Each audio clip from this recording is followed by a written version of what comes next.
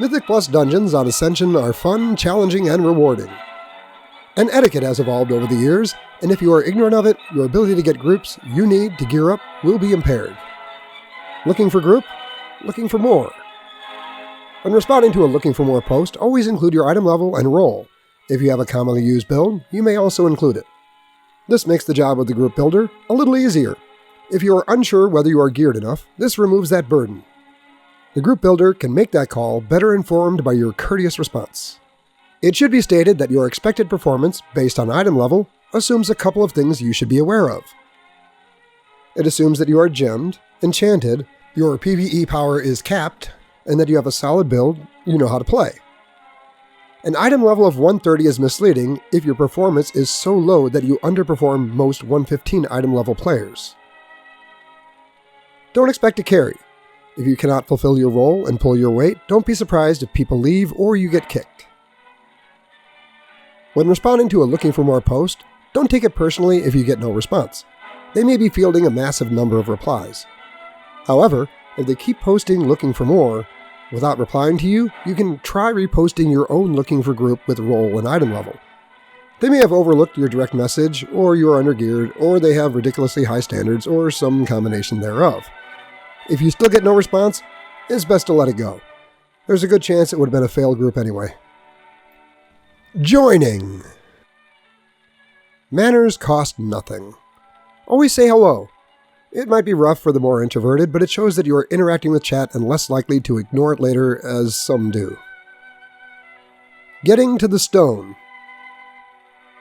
Kicking back in chat, waiting for your summon, is bad manners.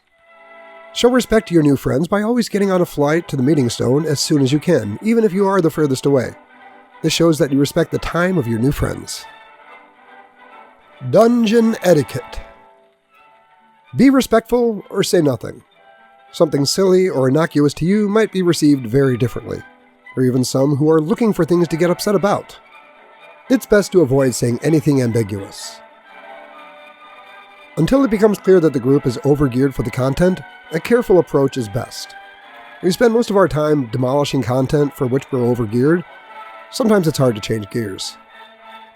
You should be giving the tank an extra second to gather mobs and be conscious of area damage you should be avoiding. Know your role. The tank pulls. Period. There's a sort of toxic sport enjoyed by very rude individuals where they have great fun trying to make the tank's job as hard as possible. Don't be one of these people. DPS. Once the tank has them grouped up, you should be able to go full blast on damage. If the tank fails to hold aggro after giving him this grace period, the problem isn't you. Be aware of your pet. Your pet should always be on passive. Pet attack can be macroed to other abilities, and you should have an easily activated button for follow. Be aware of other groups that could be pulled. You might have had good intentions in sending your pet after the caster who's targeting the healer, but if your pet runs behind that mob and aggroes another group, you have done the opposite of help. In this situation where the tank hasn't picked up a caster attacking the healer, it's best to aggro it yourself. You can then run back out of range, dragging it near the tank. Do not use any abilities that immobilize or knock back.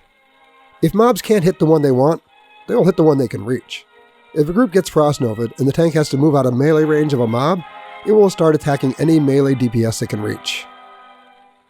Knockback spread mobs, reducing group DPS, and increases tank damage as he has to regroup them. There are situations where the tank and healer need special help from the DPS. Help your tank and healer with well-timed interrupts and stuns. A stun mob does no damage. This reduces the burden on your healer, especially if a group is stunned. Interrupts can prevent a host of debilitating effects that can add a heavy burden to your tank and healer. There are moments where, if you can toss a decent heal, or you can survive a few hits, or even just kite a mob around, you can contribute much more to your group's success than what your DPS offers, at least in that moment. The hardest part is recognizing that moment and knowing what you can do to help. Tank. You have two fundamental jobs. Make sure every mob is targeting you, and to mitigate enough damage that your healer can keep you alive.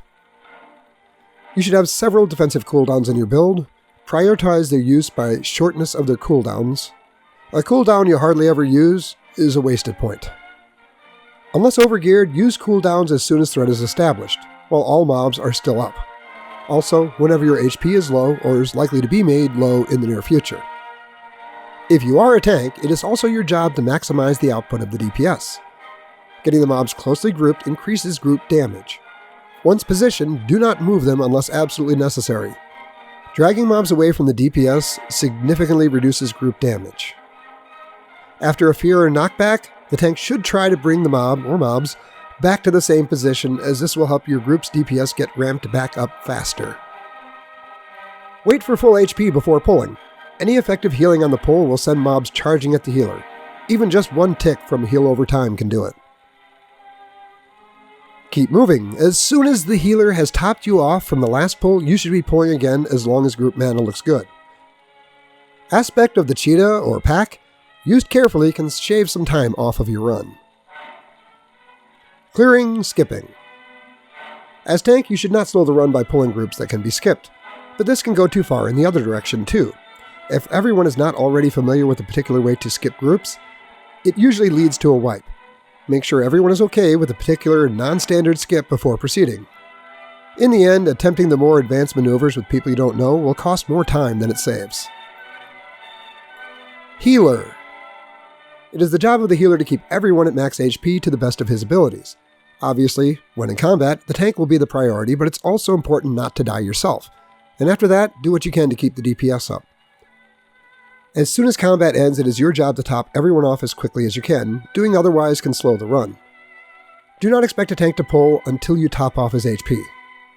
Do not try to heal a Mythic Plus with a hybrid heal spec unless you, or the tank, preferably both, are ridiculously overgeared for the content.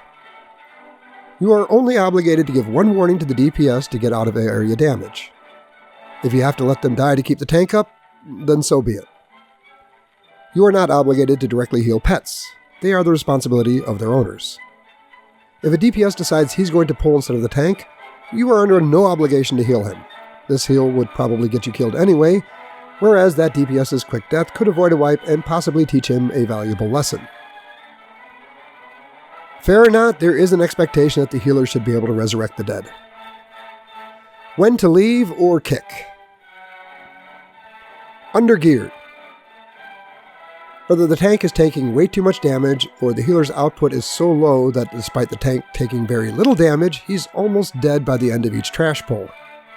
Or the fights are taking much too long because the group DPS is low, putting a huge strain on the tank and heals. It can become clear that the group is simply not sufficiently geared for the dungeon.